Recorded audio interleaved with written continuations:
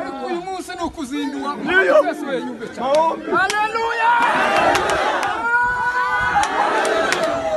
amen Imana duhumugisha haleluya izitinda ariko ikagarika Kabaye abantu bangana batya na lasyo ya desme. Imana ishimwe mushana na usiku. Imana isibiza abantu mubebe ubungu twakatreve combien. Ariko toujours tu le manges toujours.